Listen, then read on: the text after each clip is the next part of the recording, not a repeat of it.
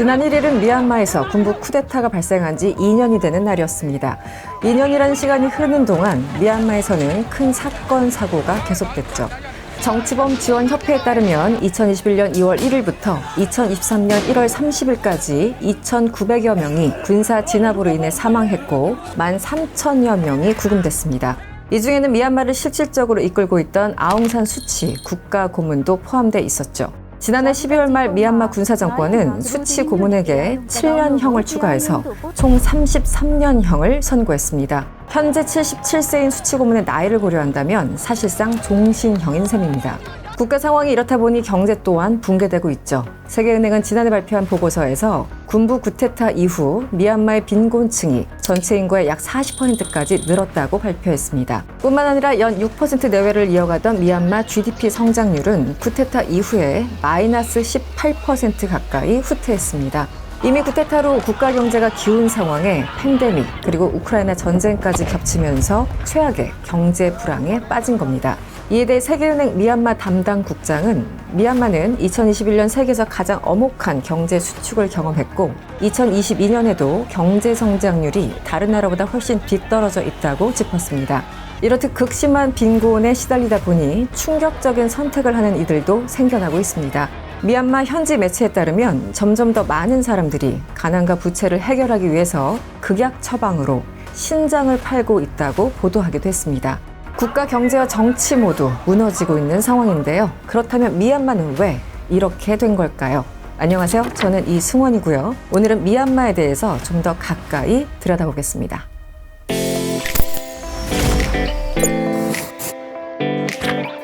현재 미얀마를 설명할 때면 가난한 나라라는 수식어가 따라붙지만 사실 미얀마는 천연자원이 풍부한 국가입니다. 전자제품의 필수 소재인 희토류를 미국과 중국에 이어 세 번째로 많이 생산하고 천연가스, 석유 등도 매장돼 있습니다.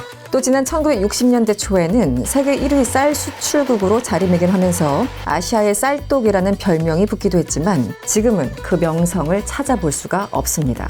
이처럼 현재 미얀마가 혼돈에 빠지게 된 이유를 알기 위해서는 기나긴 군부 독재 역사를 살펴봐야 합니다. 1886년부터 영국과 일본의 식민 지배를 받아왔던 미얀마는 1948년 버마 연방이란 이름으로 독립하게 됩니다. 무려 62년 만에 국가를 되찾은 것이죠.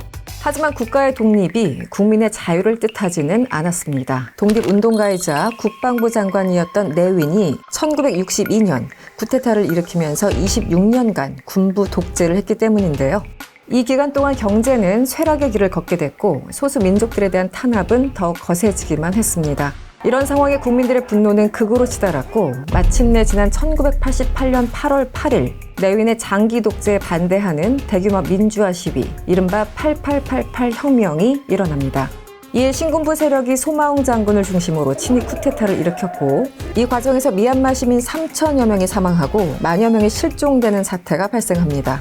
이 무렵 독립 영웅 아웅산의 딸 아웅산 수치가 민주화를 위해 정치에 뛰어들면서 미얀마의 정신적 지주이자 독립의 상징이 되기 시작했죠.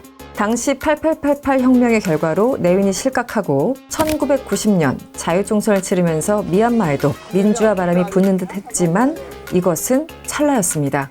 1990년 총선거 결과 아웅산 수치가 이끄는 민주주의 민족동맹이 상하원 전체 485석 가운데 392석, 그러니까 80%를 차지하는 압승을 거두게 됩니다. 하지만 군부는 선거 결과를 부정선거라는 이유로 무효화하면서 정권 이양을 거부했었죠. 뿐만 아니라 아웅산 수치를 15년간 가택연금시키면서 장기 군부 독재를 지속했습니다.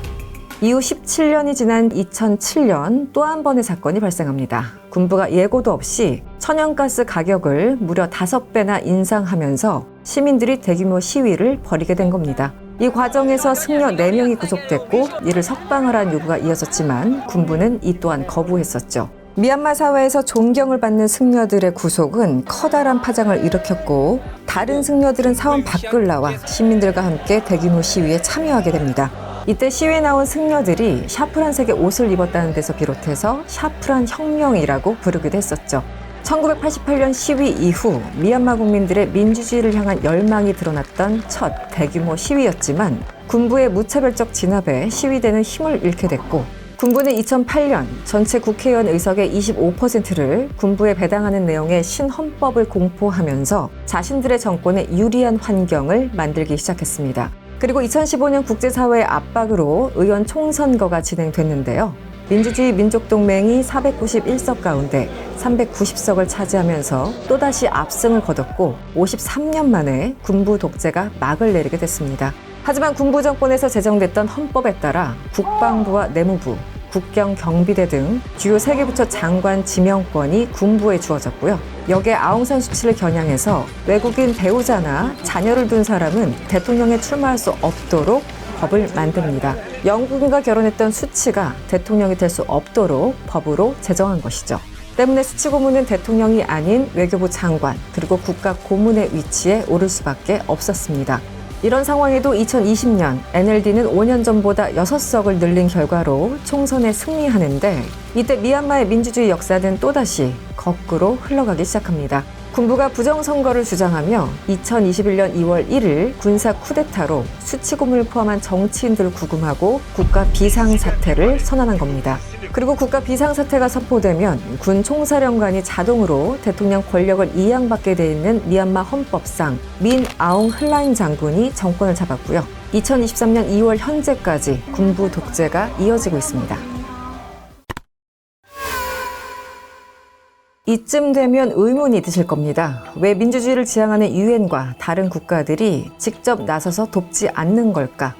결론적으로 말씀드리면 유엔과 미국은 미얀마 군부를 규탄하는 입장을 내놓기는 했었습니다. 지난해 12월 미국은 미얀마 민주 세력을 지원할 수 있도록 하는 거마법이 포함된 국방 수권 법안을 통과시키기도 했었죠. 그리고 군부 기업에 대한 특별 제재, 수출 제한과 자산 동결 조치 등으로 강력한 경제 제재를 가하기도 했었습니다. 하지만 미얀마 군부 기업이 미국과의 무역 거래가 많지 않고 해외 보유 자산도 크지 않기 때문에 실질적인 제재 효과를 기대하기는 어려웠습니다.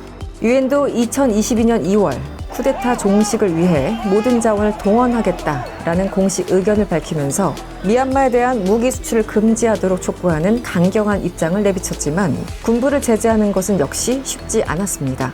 미얀마에 엄청난 무기를 수출하는 중국과 러시아가 내정 문제 불간섭 원칙을 이유로 유엔 결의안 결정을 거부했기 때문이죠. 지난해 12월이 되어서야 겨우 미얀마 군부의 폭력 중단을 요구하는 첫 번째 결의안을 통과시킬 수는 있었지만 중국 정부는 결국 미얀마 스스로 해결해야 한다면서 여전히 국제사회의 개입을 반대하고 있습니다. 이렇듯 미얀마의 민주주의와 인권에 대한 국제사회의 상반된 입장으로 미얀마 군부를 제재하기 위한 효과적인 수단이 없는 상황입니다. 2년째 저항의 역사를 써내려가고 있는 미얀마. 역행하고 있는 민주화를 되돌리기엔 쉽지 않아 보입니다. 지난 1일 미얀마 군사정부원이 국가 비상사태를 6개월 더 연장했기 때문이죠. 미얀마 헌법에서 국가 비상사태는 최장 2년이지만 군정이 특수한 상황을 내세워서 연장을 결정한 건데요. 때문에 8월 예상됐던 선거는 연기됐고 37개 지역에 계엄령이 선포됐습니다. 이에 대해서 미 국무부는 쿠데타 이후 이어진 불법 통치와 국가의 고통을 연장하는 군정의 비상사태 체제에 강력히 반대한다고 밝혔습니다. 또다시 안개 속으로 사라진 미얀마의 민주화, 그들에게는 언제쯤 다시 자유의 바람이 불 수 있을까요? 월드클로즈업 이승원이었습니다.